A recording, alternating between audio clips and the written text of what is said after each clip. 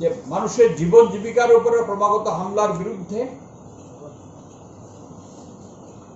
কাজ এবং খাদ্যের দাবিতে, অন্যান্য যে সমস্ত মানুষের যে দাবি,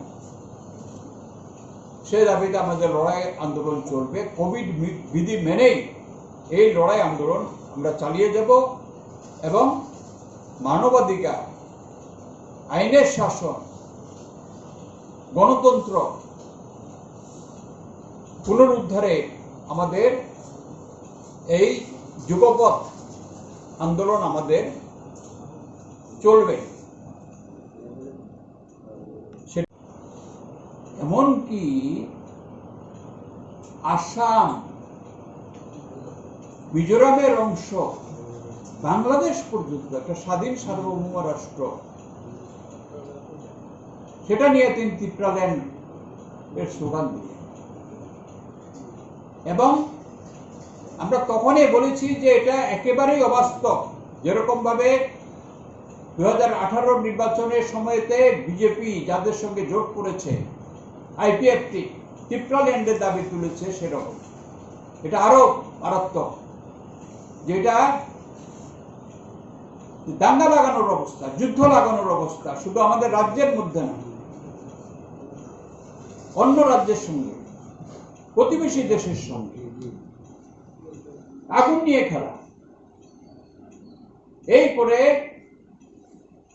বিভ্রান্ত করেছেন বিশেষ করে উপজাতি ছাত্র যুবকদের, বুদ্ধিজীবীদের, এবং বিজেপির মতোই অঢেল টাকা নিয়ে এই নির্বাচন করেছে। আর এখন এডিসিতে কার্যকরী কমিটি গঠনের পরে প্রথম অধিবেশনে বলছেন ত্রিপুরা ভাগ নয়, একেবারে 180 ডিগ্রি ঘুরে গেল। কেন বিভ্রান্ত করেছিলেন? এখন বলছেন যে ভাষা, কৃষ্টি, সংস্কৃতি, অর্থনৈতিক উন্নয়নের জন্য। তো এই লড়াই তো আমরা কমিউনিস্টরা প্রথম থেকে চালিয়ে আসছি।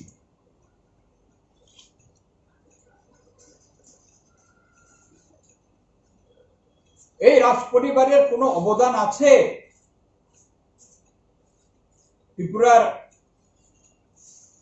মানুষের প্রতি, প্রজাদের প্রতি কোনো অবদান ছিল? এরা তো দাবি করেন 1300 বছরের তাদের রাজত্ব, 184 জন রাজা।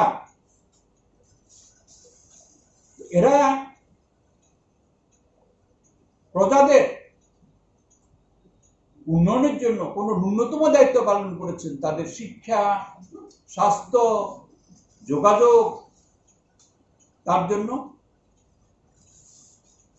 বরং এই উপজাতি যুবকদের মধ্যে যারা একটু শিক্ষিত বা অর্ধশিক্ষিত, তারা 1945 সালে জনশিক্ষা সমিতি গড়ে নিজেরাই শিক্ষকতার দায়িত্ব পালন করে সেখানে স্কুল স্থাপন করেছে। সেখানে তখন রাজার ভূমিকা কি? শেষ রাজার বীরবিক্রমে, যেটাকে বন্ধ করার জন্য, জনশিক্ষা সমিতিকে কার্যকলাপ বন্ধ করার জন্য তাদের গ্রেপ্তার, নির্যাতনের পথ নিল। এই জনশিক্ষা সমিতির যিনি প্রথম সম্পাদক হেমন্ত দেববর্মা, তাকে সহ আরো কয়েকজনকে গ্রেপ্তার করে হেমন্ত দেববর্মার উপরে নৃশংস নির্যাতন চালিয়েছে। এগুলো মানুষ ভুলে যাবেন? বর্তমান যুব ছাত্র প্রজন্ম হয়তো সেই ইতিহাস জানেন না। আমরা আপনাদের অনুরোধ করব, কিন্তু ত্রিপুরার সেই ইতিহাসটা আপনারা নিশ্চয়ই আপনাদের সেই দায়িত্ব পালন করবেন, সেগুলো তথ্যগুলো তুলে ধরার জন্য। তো সেই জনশিক্ষা সমিতি করে এগুলো দেখে তিনি কতগুলো স্কুল তিনি অনুমোদন দিয়েছিলেন সরকারি হিসেবে, তার জন্য তাকে রাজার রোষের মুখে পড়তে হলো, তিনি ইস্তফা দিয়ে চলে যান। এই তো ইতিহাস। তো এই হচ্ছে রাজতন্ত্র ত্রিপুরায়, এবং আমরা গর্ব করি যে রবি ঠাকুর ত্রিপুরায় 7 বার এসেছিলেন। আমরা রবীন্দ্র স্নেহ ধন্য। সে রবীন্দ্রনাথ ত্রিপুরা নামে তার জন্ম শতবর্ষে তখনকার ত্রিপুরা সরকারের উদ্যোগে যে বইটি প্রকাশিত হয়েছিল, তার জন্ম সার্ধ শতবর্ষে বামপন্থী সরকার সেটাই অবিকৃতভাবে পুনরুদ্ধারিত করেছিল। তার মধ্যে আছে রবি ঠাকুর রাজাকে পরামর্শ দিয়েছিলেন যে প্রজাদের শিক্ষা এবং স্বাস্থ্য রক্ষায় রাজা তার রাজ কর্তব্য পালন করুন, কিছু করেছে। তো এই বামপন্থী সরকার আসার আগে কমিউনিস্টরা লড়াই করেছে। এটা তো দেশভাগের ফলশ্রুতিতে এখানে উদ্বাস্ত হয়ে এসেছেন। এটা কি যারা এসছেন তাদের দোষ? এদের তো সবকিছুই ছিল, ভিটে মাটি সমস্ত কিছু ছিল। সাম্প্রদায়িকতার বলি হয়ে তারা এসেছে। একটা জাতি বিদ্বেষ ছড়ানো হয়, তখন থেকে এগুলো চলছে। এবং এটাকে আশ্রয় করে এই বিভ্রান্ত করা, এটা পরিচিতি সত্তার রাজনীতি, সেটা আজকের না। টিউজাসের জন্ম দিয়েছিল কংগ্রেস এই কমিউনিস্টদের প্রভাব মুক্ত করার জন্য, গণমুক্তি পরিষদের প্রভাব মুক্ত করার জন্য। তো তার বিরুদ্ধে তখন থেকে মতাদর্শগত লড়াই আমরা চালাচ্ছি। 4 দফার আন্দোলন, 6ষ্ঠ তফসিলের এডিসি সহ, ভাষার মর্যাদা, আইন লঙ্ঘন করে যে জমি হস্তান্তরিত হয়েছিল সেগুলো পুনরুদ্ধার, সেখানে কংগ্রেস সরকার কি ধরনের বর্বরতা চালিয়েছিল,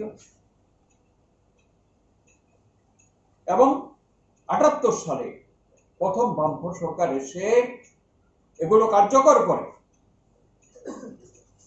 এবং কেন্দ্রীয় সরকার, তখনকার কংগ্রেস সরকার 6ষ্ঠ তফসিল তখনও দেয়নি, সেটা আপনারা জানেন, যে সেটা এই দাবি অব্যাহত রেখে প্রথম বামপন্থী সরকার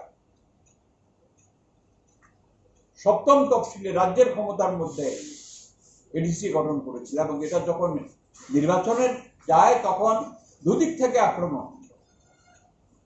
একদিকে এরা অস্ত্র সানায় বিজয় রাঘবের নেতৃত্বে বাংলাদেশে টিনবি গঠন করে গোপনে, আরেকদিকে উগ্র বাঙালি যাত্রাবিহীনরা বাঙালি স্থানে স্লোগান তুলে, সেগুলো জানেন 1980 সালের দাঙ্গা। এবং সেটার ইন্ধনকে দিয়েছিলেন পদ্মত কিশোরের মা বিভূতি বাই, এখনো বেঁচে আছে।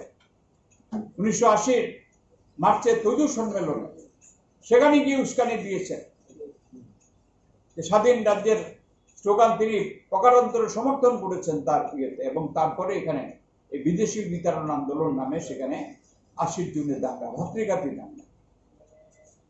সেখান থেকে মানুষ শিক্ষা নিয়েছেন।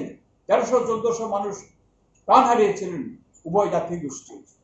হাজার হাজার ঘর বাড়ি পুড়েছে, 3,15,000 মানুষ ত্রাণ শিবিরে আশ্রয় নিতে বাধ্য হয়েছিল।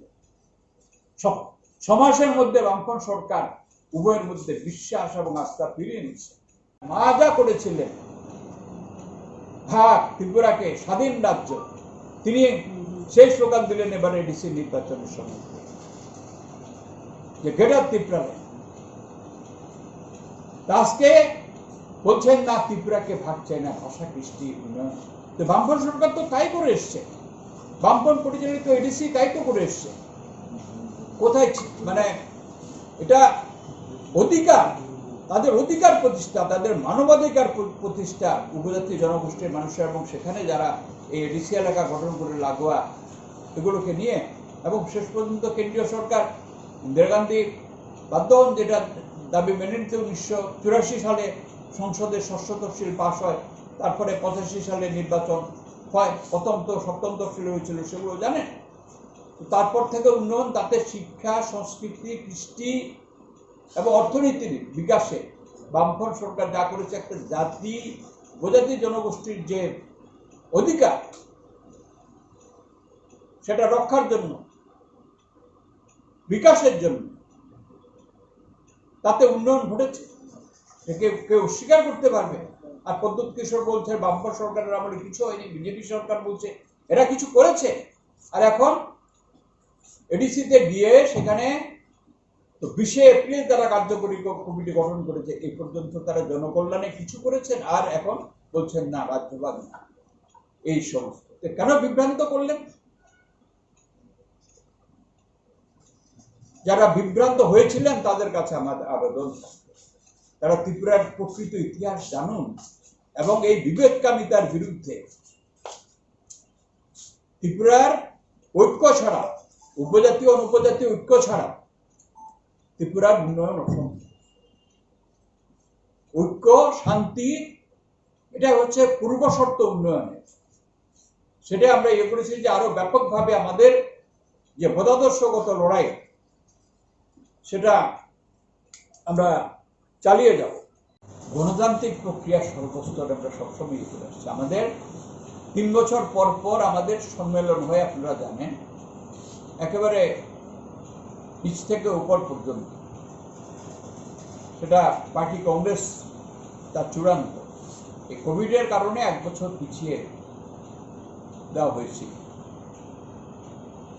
তো যা কেন্দ্রীয় কমিটি গত জানুয়ারি মাসে সিদ্ধান্ত নেয় যে 23তম পার্টি কংগ্রেস করার, এটা তারপরেও আবার দ্বিতীয় ঢেউ আসলো।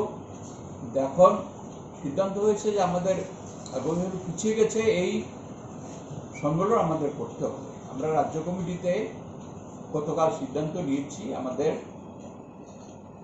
আগামী আগস্ট মাস থেকে আমাদের ব্রাঞ্চ সম্মেলনের মধ্য দিয়ে এই সম্মেলনের প্রক্রিয়া, গণতান্ত্রিক প্রক্রিয়া শুরু হবে। ডিসেম্বরে রাজ্য সম্মেলন চলবে। এটা আমরা ঠিক করেছি। এখন সবটাই নির্ভর করছে যে কিভাবে করা যাবে এই ইয়ের মধ্যে, সেটা আমরা সিদ্ধান্ত নিয়েছি। কিন্তু এই কোভিড বিধি সমস্ত মেনে আমাদের সম্মেলন করতে হবে। তো এগুলো সহ আমরা এই করেছি। তৎপরতা দেখা যাচ্ছে রাজ্যে নতুন করে। এটা কাঞ্চনপুর মহকুমা সহ কয়েকটা এরিয়ার মধ্যে সেখানে তাদের আনাগোনা হচ্ছে এবং আমাদের কাছে খবর হচ্ছে যে নতুন করে তারা কিছু রিক্রুট তারা করেছে লংতরাই বেলি মহকুমা এবং কাঞ্চনপুর মহকুমা থেকে কিছু যুবককে পরবন্দী নিয়ে যাচ্ছে। বেকারি বাড়ছে, কোনো চাকরি টাকরি নেই, এই সুযোগটা তারা নিচ্ছে। তো এটা কিন্তু খুব বিপজ্জনক। আমরা বারবার সতর্ক করছি, এই সরকার তো তার দায়িত্ব পালন করবে না। যারা এখানে আরক্ষা দপ্তরে যারা রয়েছেন, কর্মী এবং অফিসার, অন্যান্য আধা সামরিক বাহিনীর যারা এখানে রয়েছেন, তারা নিশ্চয়ই এই ব্যাপারে তাদের দায়িত্ব পালন করবেন। কারণ সেই টিএনবি সন্ত্রাসবাদীদের সময় থেকে যে বিজয়াঙ্কল, যাকে এখন মথার সভাপতি করেছে, তার সৃষ্ট বাহিনী থেকে আজকে পর্যন্ত এদের হাতে আমাদের পার্টির নেতা কর্মী সমর্থক সাধারণ মানুষ এরা তো খুন হয়েছেনই। আরক্ষা দপ্তর এবং আধা সামরিক বাহিনীর অনেক অফিসার কর্মীর জীবন গেছে। সুতরাং এরা নিশ্চয়ই তাদের দায়িত্ব পালন করবেন। এই যারা অনুপ্রবেশ করেছে বাংলাদেশের ঘাঁটি থেকে বা মায়ানমারের ঘাঁটি থেকে, এটা কঠোরভাবে আমাদের সীমান্ত সুরক্ষিত রাখা এবং তাদের খুঁজে বের করা, আর যাতে নতুন রিক্রুটমেন্ট এগুলো হয়েছে সে সমস্ত পরিবারগুলোর সঙ্গে যোগাযোগ করে তাদেরকে ফিরিয়ে আনে, এই প্রয়াস তারা নেবেন, সেটা আমরা আশা করি। এবং আমরা রাজ্যের মানুষকে, শুধু এডিসি এলাকা, আমরা সতর্ক করছি যে এদের তৎপরতার বিরুদ্ধে সাবধান থাকুন, এতে কোনো অনিষ্ট তারা করতে না পারে। যে একজন গভর্নরের যা ভূমিকা হওয়া উচিত তাই তিনি বলেছেন। গত 12 মে আমাদের একটা প্রতিনিধি দলের কাছে তারপরেও তিনি বলেছেন তিনি এটা চান না যে এখানে এই রাজনৈতিক হিংসা হোক, ভায়োলেন্স বন্ধ হোক। কারেন্টলি এখন সেটা কারণ না অন্য কারণ জানি না, কিন্তু উনি তার দায়িত্ব অন্তত পালন করেছেন এই ব্যাপারে। ইন্টেলিজেন্স থেকে একটা রিপোর্ট এসেছে কিছুদিন আগে যে রাজ্যে যে সন্ত্রাসবাদীরা বিগত দিনে সারেন্ডার করেছে এবং গভর্নমেন্ট যে প্যাকেজগুলি তাদের জন্য ঘোষণা করেছে সেগুলি তারা পাচ্ছে না, তার কারণেও নাকি তারা আবার ফিরে যাচ্ছে জঙ্গলে। এই ব্যাপারে আপনাদের কি? না, এটা তো প্যাকেজে যে সুবিধাগুলো ঘোষণা করা হয়েছে সেগুলো যদি না পেয়ে থাকে সেগুলো দেওয়া উচিত, যাতে আর ওই পথে না যায়, ভুল পথে না যায়, হ্যাঁ, আত্মহননের পথে না যায়, সেটা সরকারের দেখা উচিত। এরা তো এখন সমস্ত টিপরা মাথাতে গেছে ইলেকশনের আগে। অদ্যুৎ কিশোরেরও দায়িত্ব, সরকারের তো দায়িত্ব আছেই, অদ্যুৎ কিশোরের দায়িত্ব এই পথে যাতে তারা না যেতে পারে। মিলিত হলাম কোভিডের দ্বিতীয় ঢেউ আমাদের রাজ্যে ব্যাপকভাবে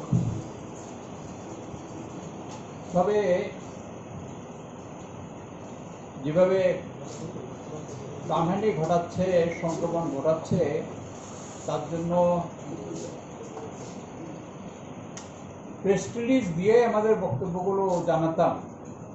এটা একটু অ্যাভয়েড করার চেষ্টা করেছি আপনাদের স্বার্থে। আমি হয়তো 2টো ডোজ নিয়েছি, আপনাদের তো মাত্র একটা ডোজ।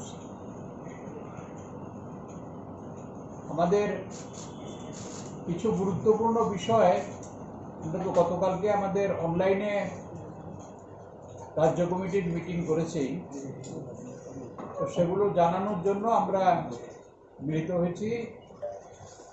আমি চাই যে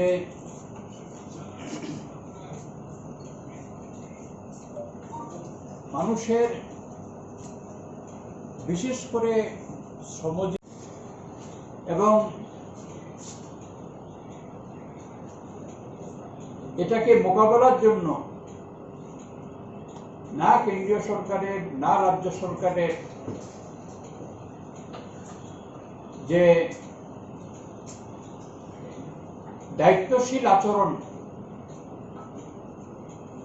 পালন করার কথা, তারা তার ধারে কাছে নেই। এটা তারা কোন রকম দায়িত্ব বলে তারা মনে করেন না যে এই সময়তে সংক্রমণ রোখা এবং নাগরিকদের বাঁচানো, এই দুটো ক্ষেত্রেই তারা দায়িত্ব জ্ঞানহীন।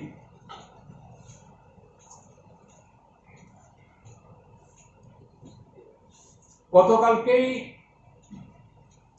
আগরতলায় পেট্রোলের দাম 100 টাকা ছাড়িয়ে গেছে। অনেক সংবাদ মাধ্যম সেটাকে খুব হাইলাইট করেছে, সঙ্গত।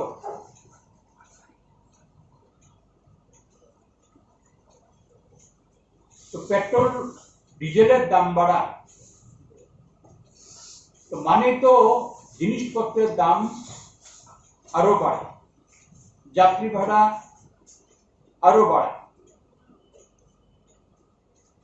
এবং কোন সময়তে যখন মানুষের আয় উপার্জন নেই, বিশেষ করে যাদের পরিবার চলে দৈনিক আয়ের উপরে, আয় কোথায়? কারফিউ রয়েছে, ফলে তাদের কোনো জীবিকা নির্বাহের পথ নেই।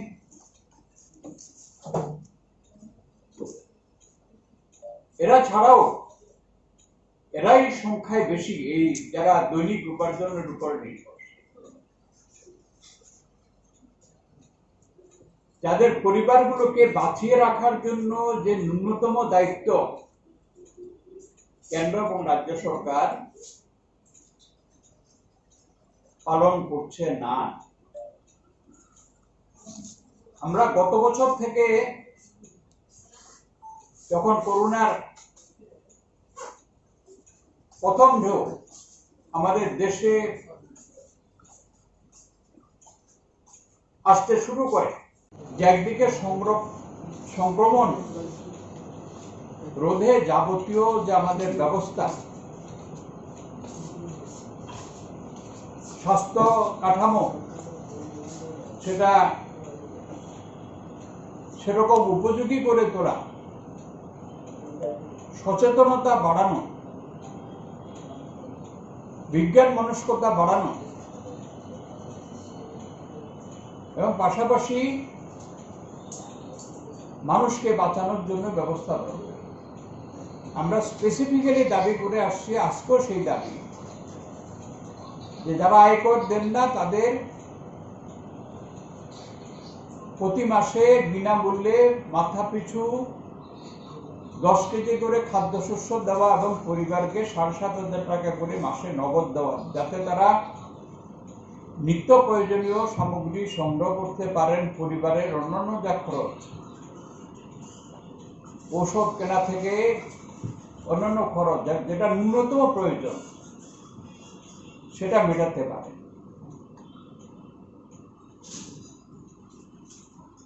কোথায়? আজকে পর্যন্ত 1.5 বছর তো অতিক্রম করে গেল, কোনো সিদ্ধান্ত নেই। মানুষ বাঁচবেন কি করে? তার মধ্যে জ্বালানির দাম বাড়ছে, ঘরে আগুন জ্বালিয়ে দিয়েছে, গ্যাসের দাম বাড়িয়ে দিয়েছে, কেরোসিন রেশন শপে 41 টাকা।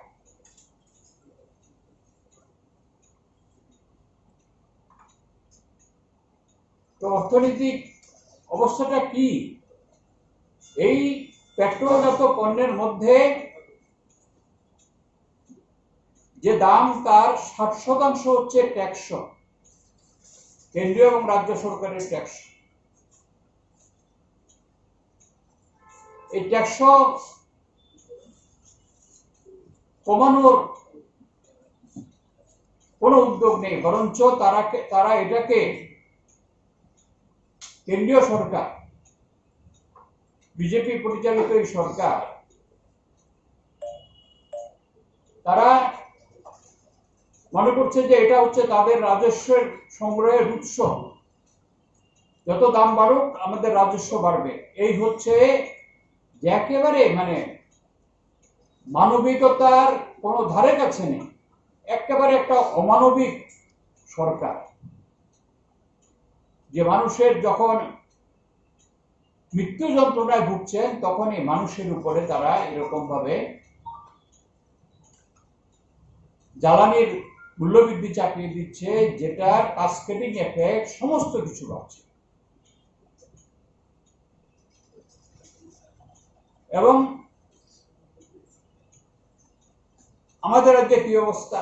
শহরগুলোর মধ্যে যে কারফিউ, সেখানে তো শ্রমজীবী মানুষের কি অবস্থা? গ্রামে পাহাড়ে কি অবস্থা? কাজ, খাদ্যের তীব্র অভাব এবং অন্যদিকে যে সংক্রমণ মোকাবেলা করার জন্য গত বছর 29 এপ্রিল একটাই সর্বদলীয় বৈঠক হয়েছে এই সরকারের সময়তে। আমাদের দলের পক্ষ থেকে, আরো কয়েকটি দলের পক্ষ থেকে, বামপন্থী দলের পক্ষ থেকে, বিধানসভার বিরোধী দল নেতা সুস্পষ্টভাবে কতগুলো প্রস্তাব দিয়েছেন, যে স্বাস্থ্য কাঠামোকে উন্নত করা, আরেকদিকে হচ্ছে মানুষকে বাঁচানো। তারা কার্যকর করেনি। যে ন্যূনতম যে চিকিৎসা পরিকাঠামো উন্নয়ন, আজকে 1 বছর 4 মাস হয়ে গেল আমাদের এই প্রস্তাবের পরে। কোথায় ডাক্তার নেই সরকারি হাসপাতালের মধ্যে? প্রধান হাসপাতাল থেকে আরম্ভ করে একেবারে নিচু স্তর পর্যন্ত ডাক্তারের অভাব, নার্সের অভাব, ল্যাব টেকনিশিয়ানের অভাব, অন্যান্য স্বাস্থ্য কর্মীর অভাব। অনেক দাবি দাওয়া, ডাক্তারদের আন্দোলনের পরে কিছু ডাক্তার নেওয়ার একটা পদক্ষেপ নিয়েছিল, সেটা এখন পর্যন্ত কার্যকর হয়নি। কিন্তু শুধু ডাক্তার হলে তো চলবে না, সবচাইতে বেশি হচ্ছে যে গুরুত্বপূর্ণ ভূমিকা নেন নার্সিং স্টাফ, ল্যাব টেকনিশিয়ান, অন্যান্য স্বাস্থ্যকর্মী। একজনও কি নিয়োগ হয়েছে? বরঞ্চ এই সময়ের মধ্যে আরো অনেকে অবসরে গেছেন। আমরা বলেছিলাম যে গণহারে লালারস সংগ্রহ করে তার পরীক্ষা করা হবে, সেটা তো ক্রমশ কমছে। সরকার দাবি করছে ত্রিপুরা নাকি ভ্যাকসিনেশনে 1 নম্বরে। কোথায়? আপনারা তো খবর রাখছেন যে শহরাঞ্চলে যে টিকাকরণ, এটার কিছু ব্যবস্থা আছে, কিন্তু গ্রামাঞ্চলের মধ্যে কি অবস্থা, পাহাড়ের মধ্যে কি অবস্থা, সেখানে কোথায় একদিনে এত হাজার টিকা দেওয়া হয়েছে, দাবি করা হয়েছে, কিন্তু কি অবস্থা সেখানে? এবং টিকার প্রচন্ড অভাব চলছে। এবং আমাদের মতো একটা ছোট্ট রাজ্যে গতকাল দুপুর পর্যন্ত 694 জন কোভিডে প্রাণ হারিয়েছেন, 67,677 জন সংক্রমিত হয়েছেন। কল্পনা করা যায় কি অবস্থা।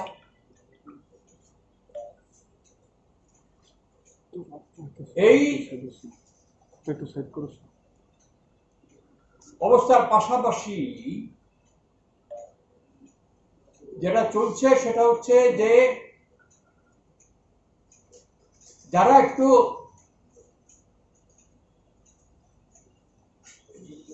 বিশেষ করে যুবকরা, প্রগতিশীল যুবকরা, তারা স্যানিটাইজেশন এবং একেবারে দুস্থ যাদের একটু সামর্থ্য আছে তাদের থেকে কিছু সামগ্রী সংগ্রহ করে তাদের কিছু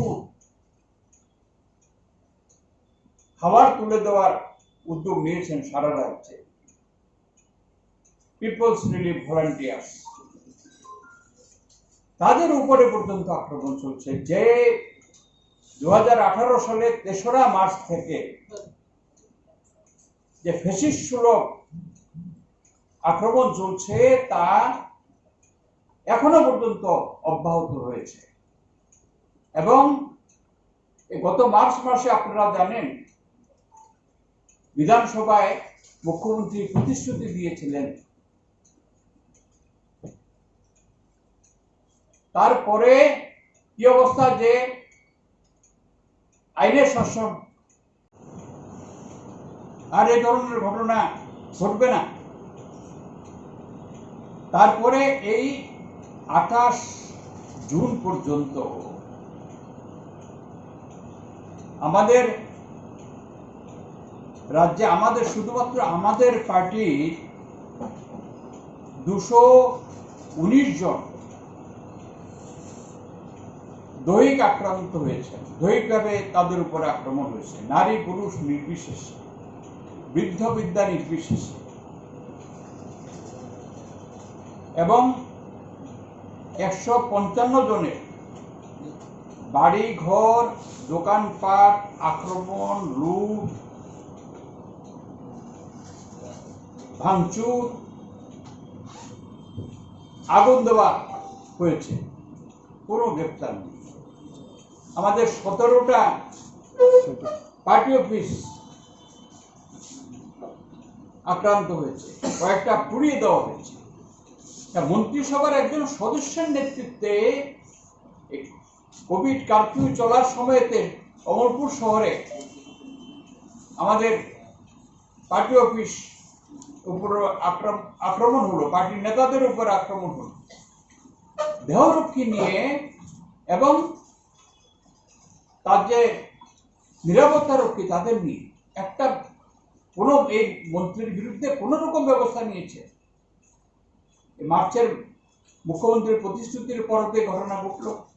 অন্যগুলোর মধ্যে যেটা মিডিয়ার মধ্যে হাইলাইট হয়েছে, কোথায় আইনের শাসন এবং গণতন্ত্রের কোনো অস্তিত্বই নেই।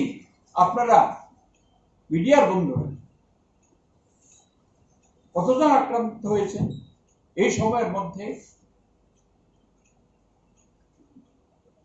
গ্রেপ্তার হয়েছে যদিও দু একটা ক্ষেত্রে দেখছি পুলিশ আনেনি, হয়তো থানাতে গেছে, সেখান থেকে সঙ্গে সঙ্গে জামিন। এবং এই অবস্থার ফলে যে পুলিশের একেবারে নিষ্ক্রিয় ভূমিকা, তাদের যে সাংবিধানিক আইনি দায়িত্ব পালন করার কথা, আইন শৃঙ্খলা রক্ষা, এরা কারো সরকারি কর্মী অফিসার তারা, কিন্তু তাদের তো একটা দায়িত্ব আছে, যে দায়িত্ব সংবিধান দিয়েছে, আইন দিয়েছে, ফৌজদারি কার্যবিধি দিয়েছে, সে দায়িত্ব তারা পালন করছেন। তারা কি দলের নির্দেশে চলবে, সরকারের নির্দেশে চলবে? এখানে তো 35 বছর বামফ্রন্ট সরকার ছিল, এরকম ঘটনা ঘটেছে, এবং এর ফলে পুলিশের নিষ্ক্রিয়তার জন্য আইন হাতে তুলে নেওয়ার ঘটনা বাড়ছে। বিচার বহির্ভূত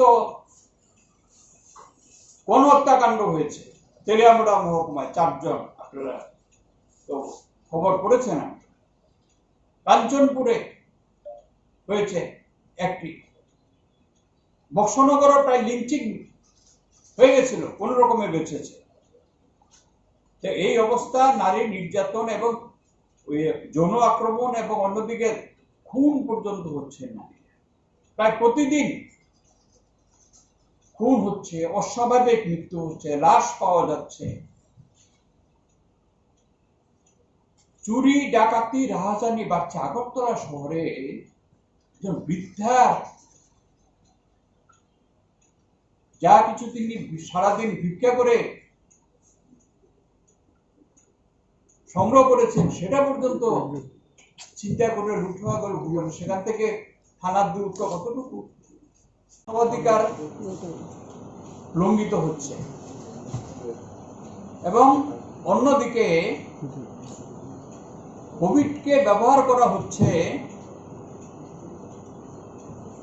বিরোধী দল যাতে প্রতিবাদ করতে না পারে, এই মূল্যবৃদ্ধির প্রতিবাদ, এই আক্রমণের প্রতিবাদ যাতে না করতে পারে, মানুষের যে সমস্যা, যে জরুরি দাবি, তারা যাতে পথে নামতে না পারেন, সেজন্যই এই করোনা কারফিউকে তারা এই বিরোধীদের প্রতিবাদ দমনের অস্ত্র হিসেবে ব্যবহার করছে। এখন নামলে পরেই সেখানে গ্রেপ্তার। আজকেও এই যে 10,323 জীবিকাচ্যুত, তাদের মধ্যে 100 জনের বেশি মৃত্যু হয়েছে চাকরি যাওয়ার পরে। তারা তাদের প্রতিবাদে নেমেছেন, সঙ্গে সঙ্গে তাদের গ্রেপ্তার। এবং গত কদিন তো দেখছেন, এখন একদম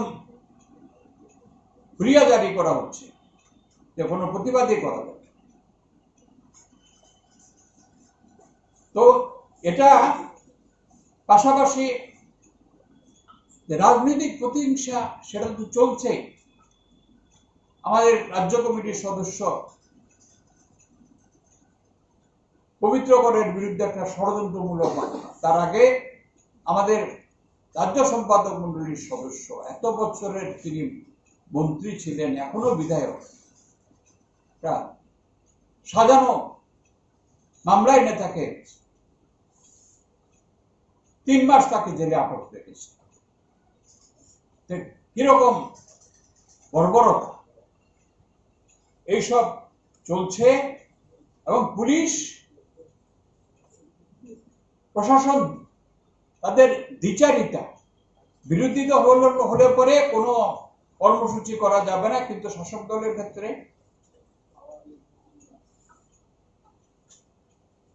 তারা মিছিল সভা সমস্ত কিছুই করছে, আক্রমণ করছে কোভিডের মধ্যে। এই যে শান্তিবাজারের ঘটনা হলো, কোভিডের মধ্যে কি করে যেখানে বিরোধী দল নেতার নেতৃত্বে প্রতিনিধি দল গেলেন আক্রান্তদের সঙ্গে দেখা করার জন্য, সেখানে পুলিশের সামনে জড়ো হয়ে কি করে তাদের উপরে আক্রমণ ঘটলো, একজন গ্রেপ্তার হয়েছে। আইনের শাসন এবং গণতন্ত্রের কোনো অস্তিত্ব এই গত প্রায় 3.5 বছর ধরে রাজ্যের মধ্যে নেই, যেটা আমরা বারবার বলে আসছি। আমরা তো আমাদের উপরে আক্রমণের ঘটনাগুলো যেগুলো ঘটেছে গত এই কয় মাসের মধ্যে সেগুলো দিলাম। আমাদের পুরো আছে সেই 3রা মার্চ 2018 থেকে, এবং অন্যান্য দলগুলো আক্রান্ত হচ্ছে। সাংবাদিক বন্ধুদের কথা তো বললাম। তো এই অবস্থা অন্যান্য যে গণতান্ত্রিক শক্তি তারাও আক্রান্ত হচ্ছেন। তো এই পরিস্থিতিতে যেটা আমরা সিদ্ধান্ত নিচ্ছি, আমরা যেখানে আমরা যে প্রতিবাদ করছি, ধরুন গত 22শে জুন যে আমরা বামপন্থী দলগুলোর আগরতলা শহরে অন্যান্য জায়গাতে আমরা যে প্রতিবাদ কর্মসূচিতে আমরা 3 দফা দাবি ভিত্তিতে, দ্রব্যমূল্য বৃদ্ধির বিরুদ্ধে, পেট্রোল জাত পণ্যের বৃদ্ধির বিরুদ্ধে, কাঁচ খাদ্যের দাবিতে, এই যে পুরানো রাজভবনের ওখানে ধর্ণা সংগঠিত হলো, সব তো কোভিড বিধি মেনে। ওরা কি কোভিড বিধি মানে? তারপরে তো সেখানে এই পুলিশকে দিয়ে তারা এফআইআর নিচ্ছে, সুমোটো এফআইআর নিচ্ছে, গ্রেপ্তার করছে। এটা হলো সারা রাজ্যে প্রচণ্ড অর্থনৈতিক সংকট চলছে। তার মধ্যে ট্রাইবেল এলাকায় সংকট ভীষণ আকার ধারণ করেছে, মারাত্মক আকার ধারণ করেছে। কাজ খাদ্যের অভাব ভীষণভাবে চলছে। রেগা ঠিকমতো হচ্ছে না, কাজেই নাই, রেগার কাজ নাই বললেই চলে। আগে বামফ্রন্ট সরকারের সময়ে রেগাতে আমরা সারা দেশে শীর্ষে ছিলাম। কোনো বছর 80 দিন শ্রম দিবস, তার উপরে কোনো বছর 90 দিনেরও বেশি কাজ আমরা রেগা শ্রমিকদের দিতে সক্ষম হয়েছিলাম। কিন্তু এখন এই জোট আমলে বামফ্রন্ট সরকারের সময়ে যে শ্রম দিবস আমরা দিতে পেরেছিলাম তার অর্ধেকের কম চলছে। এই বছরের অবস্থা আরও খারাপ। শুধু রেগা নয়, রেগার সঙ্গে আমাদের বামফ্রন্ট সরকারের সময়ে বিভিন্ন লাইন ডিপার্টমেন্টের কাজও ছিল গ্রামে, বিশেষ করে ট্রাইবেল এলাকায়। ফরেস্ট ডিপার্টমেন্ট নিজস্ব ডিপার্টমেন্টের এই টাকা দিয়ে কাজ দেওয়ার ব্যবস্থা করত। এই এগ্রিকালচার, হর্টিকালচার, ফিশারি, এই সমস্ত ডিপার্টমেন্টের লাইন ডিপার্টমেন্টের কাজ চলতো, এডিসির কাজ চলতো।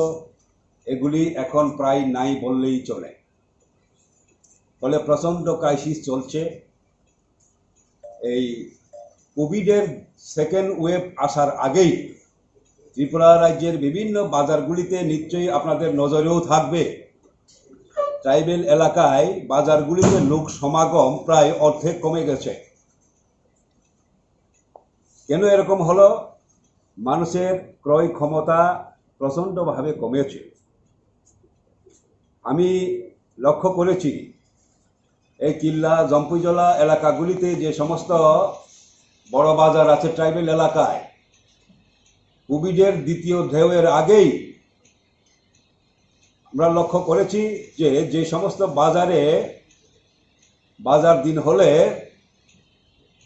এই মানুষের ভিড়ে চলা দায় ছিল, সেই সমস্ত বাজারগুলিতে কখনো কখনো বাজার দিন কিনা হাট বাজার দিন কিনা সেটা বোঝা কঠিন হয়ে পড়েছিল। তার সঙ্গে এখন যুক্ত হয়েছে কোভিড, ফলে আরো মারাত্মক অবস্থা ট্রাইবেল এলাকায়। এই যে রেগার কাজ যাও বা হতো, তার মধ্যেও এখন দেখা যাচ্ছে প্রচণ্ডভাবে বিঘ্ন সৃষ্টি হয়েছে। এই বিজেপি আইপিএফটি একদিকে, আরেকদিকে ত্রিপুরা মথা কে ট্রাইবেল এলাকায় ভিলেজ কাউন্সিলগুলোতে কর্তৃত্ব করবে তা নিয়ে প্রচণ্ড সংঘাত চলছে, কখনো সংঘর্ষের রূপ নিচ্ছে, আপনারা নিশ্চয়ই লক্ষ্য করছেন। ফলে যাও কিছু হতে পারত রেগার কাজ, সেটাও হচ্ছে না। মানুষ যা কাজ হয়েছে তার মজুরি পাচ্ছে না। কোথাও কোথাও ভিলেজ কমিটি অফিসগুলোতে তালা ঝুলিয়ে দেওয়া হচ্ছে, আপনারা লক্ষ্য করছেন। প্রচণ্ডভাবে বিঘ্নিত হচ্ছে। কোথাও কোথাও এক সপ্তাহ ধরে বিদ্যুৎ নেই। তার মধ্যে কোভিডের কারণে স্কুলগুলি বন্ধ, বলা হচ্ছে অনলাইন শিক্ষা ব্যবস্থার কথা। কিন্তু এটা কি আমাদের এই অনুমান করতে অসুবিধা হয় যে ট্রাইবেল এলাকায় কীরকম ছাত্রছাত্রীরা এই শিক্ষাক্ষেত্রে অসুবিধার সম্মুখীন হচ্ছে? সমস্ত জায়গাতে এই ইন্টারনেট অ্যাভেলেবেল না, অ্যাভেলেবেল যেখানে সেখানেও রেগুলার না। বিদ্যুৎ না থাকলে তা প্রশ্নই ওঠে না ইন্টারনেটের। কতজনের স্মার্টফোন আছে ট্রাইবেল ছেলে মেয়েদের?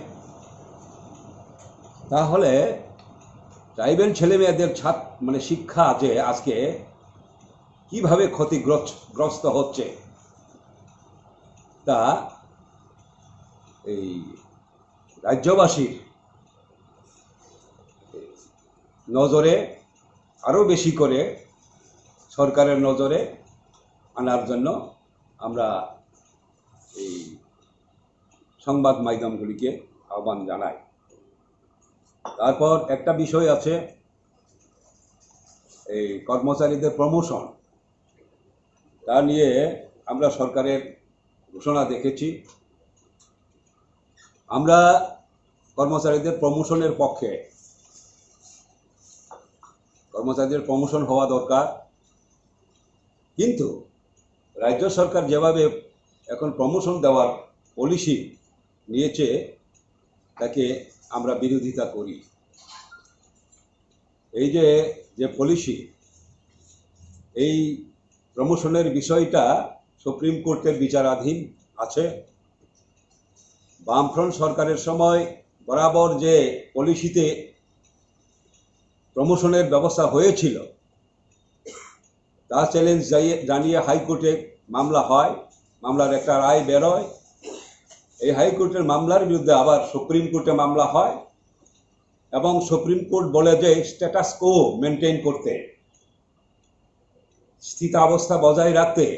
তার মানে আগে যেরকম প্রমোশন চলছিল যে পলিসিতে, সেটাই বজায় রাখতে বলেছিল সুপ্রিম কোর্ট। কিন্তু এখন আমরা লক্ষ্য করছি সুপ্রিম কোর্টের এই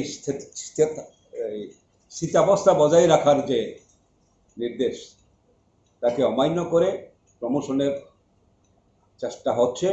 আমরা তার বিরোধিতা করছি এবং এই স্থিতাবস্থা স্ট্যাটাস কো যা বলা হয়েছে তা মেনেই যাতে প্রমোশন হয় সেটা আমরা দাবি জানাচ্ছি। এই কটি কথা। এইভাবে এই রকম অরাজকতা সৃষ্টি হওয়ার ফলে আরও বেশি অভাবের মধ্যে, কর্মহীনতার মধ্যে ট্রাইবেল এলাকা আজকে পড়েছে। তার সঙ্গে কাজ না করে মজুরি এবং শ্রম দিবস আত্মসাৎ করা, কাজ যাও দেওয়া হয় সেখানে দলবাজি, রেগা কার্ডধারীদের হাতে থাকার কথা এন্ট্রির পর। আপনারা খবর নিয়ে দেখুন, সমস্ত ভিলেজ কমিটি বা পঞ্চায়েতগুলিতে রেগার কার্ডগুলি জমা থাকে, কার্ড হোল্ডারদের হাতে থাকে না। ফলে যা ইচ্ছা যারা কর্তৃত্ব করছে তাদের ইচ্ছা মতন এন্ট্রি দিচ্ছে, মানুষ বঞ্চিত হচ্ছে। জেপিসি যেটা ড্রজার, রেগার আইনে এটা ব্যবহার মানে বেআইনি, কিন্তু সেগুলা আকসার চলছে, যার কারণে যারা প্রকৃত রেগা শ্রমিক তারা বঞ্চিত হচ্ছে। লোক মারা যাচ্ছে যেগুলা সরকারি রেকর্ডে অন্তর্ভুক্ত হচ্ছে না কোভিড মৃত্যু হিসাবে। এইরকম যখন পরিস্থিতি, তখন আমরা লক্ষ্য করছি ম্যালেরিয়ারও প্রাদুর্ভাব ঘটেছে এবং কিছু এলাকায় ম্যালেরিয়াতে লোক মারা যাচ্ছে। একেবারে খুবই মারাত্মক অবস্থা। তার সঙ্গে বিদ্যুৎ, পানীয় জল, রাস্তাঘাটের বেহাল অবস্থা। এটা আপনার মিডিয়াগুলিও কভার করছেন, সোশ্যাল মিডিয়াগুলোতে আমরা লক্ষ্য করছি কভার হচ্ছে। বাম সরকারের সময় যে সমস্ত প্রত্যন্ত এলাকায়, পাহাড় এলাকায় যান চলাচলের ব্যবস্থা ছিল, সেগুলি প্রায় সবগুলি এখন যান চলাচলের অযোগ্য হয়ে উঠেছে। এমনকি রাজ্যের এই যে আসাম আগরতলা ন্যাশনাল হাইওয়ে, তার অবস্থাও তো আপনারা লক্ষ্য করছেন। তাহলে প্রত্যন্ত ট্রাইবেল এলাকার যে গ্রামীণ রাস্তাগুলি, সেগুলির কি অবস্থা সেটা সহজেই অনুমান করা যায়। এইরকম অবস্থায় এই যে একেবারে ভয়ঙ্কর অবস্থা চলছে ট্রাইবেল এলাকায়, তা আরো বেশি জনসমক্ষে উপস্থিত করে সরকারকে এই সেন্সিটাইজ করার জন্য আমি এই মিডিয়াগুলিকে আমরা আহ্বান জানাই। আমরা লক্ষ্য করছি এই কোভিডের পিরিয়ডে